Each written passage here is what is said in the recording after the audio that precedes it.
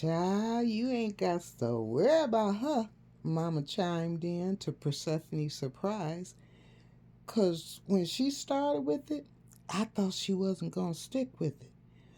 But hey, she fooled me. Her mother gave Persephone a look that seemed to say, "You go, girl."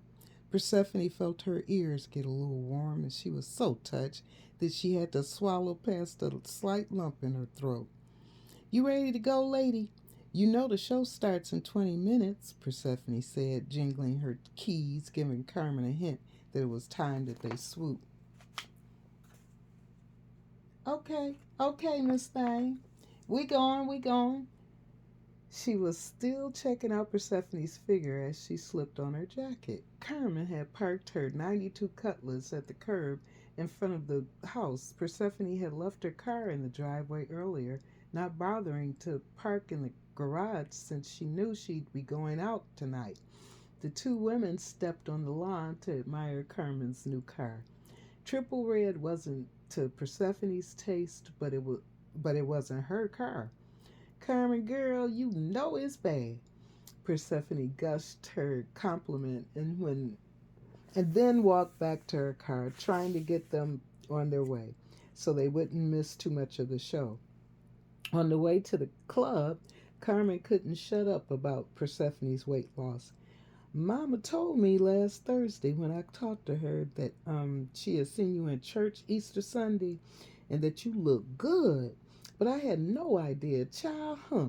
I'm going on a damn diet now," Carmen joked. "Girl, you know you ought to quit. You always been slim and always will be." "I don't know what you tripping about," Persephone stated. "Yeah, but Seth, you look so good now. Where has this woman been hiding?" Carmen countered as they neared the club. Persephone just laughed and thought to herself, "She was here all the time." The small club was packed for a Saturday night, but then again, 80 people was a full house at B's Comedy Kitchen. The only available seating was at a table right up front where you could literally touch the stage. At a Prince concert, touching the stage was an ideal seating arrangement, but at most comedy clubs, you might as well be wearing a t shirt with Badger Me printed across the chest. Persephone didn't hesitate to grab the table, however, and Carmen, Persephone's guest, didn't know what sitting right down front might entail. She quickly ordered drinks.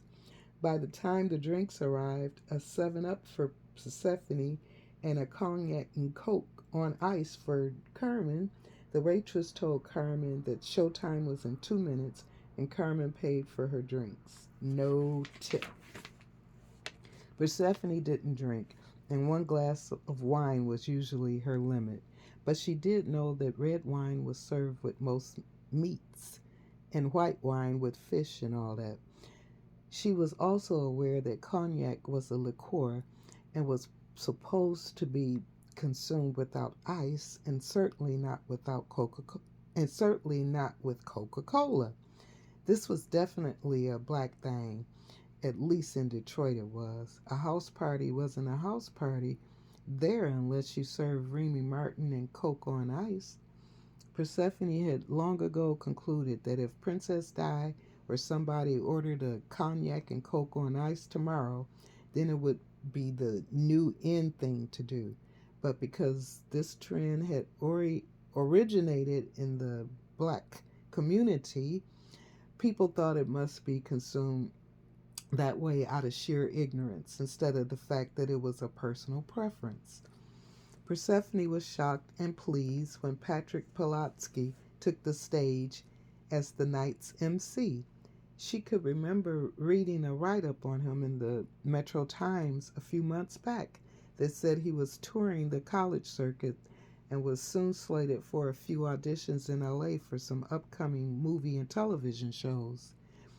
"Good evening, ladies and gentlemen." A club hush fell over the audience. Persephone called it a club hush because there were still whispered conversations that refused to totally cease. Drinks still had to be served, and waitresses were still taking care of tables. Patrick was glancing over the audience during his greeting. with his cool Bruce Willis looking self. His eyes locked with Persephone's, and he gave her a sly wink and a crooked smile. Carmen hummed a low and playfully hit Persephone's arm from across the table. Persephone thought the wink was because he remembered her from the amateur night show they met at the Comedy Palace, and hoped and prayed he wouldn't blurt out details about her stand up act to everybody there that night. She had only revealed her little secret to a few chosen people, and Carmen sure wasn't one of them. After Patrick performed the new and improved version of the performance he gave on Amateur Night, he introduced the night's three comics. Each one basically did 30 minutes of good white folks material. That meant sex shows dealing with how much their wives or girlfriends complained, or about how much their comic master about how much the comic masturbated, or details on the difficulty of watching football with a woman in the house. And of course, there was the grand standby of all, the President Suck jokes. Carmen yawned loudly and even heckled the last comic. When he said, "I haven't had sex in over 2 years," Carmen yelled out, "Oh, how proud you must be." Then she frowned in Persephone's direction and complained, "Well, shit, he needs some help."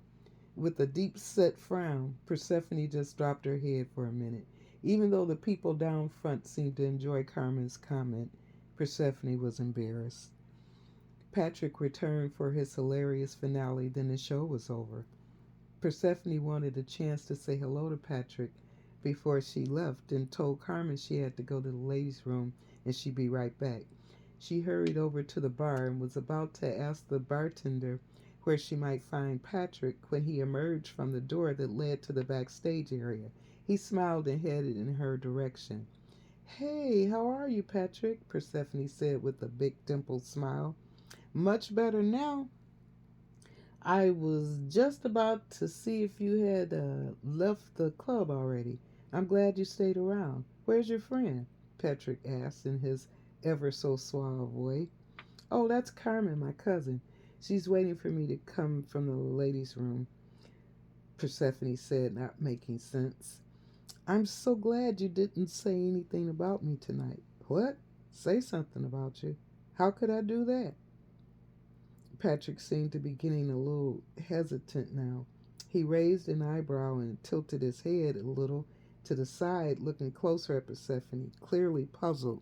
"Patrick, you don't remember the Comedy Palace? Close to 2 years ago?" Persephone. "Persephone? Yeah?" She looked at his face, which was still looking puzzled. Okay, I've lost some weight, but it's still me."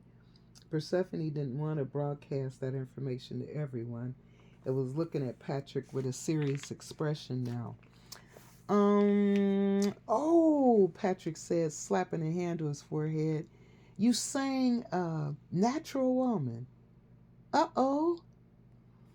"Yeah, and you sang about a big fat woman. Thank you very much," Persephone said with an exaggerated roll of her eyes.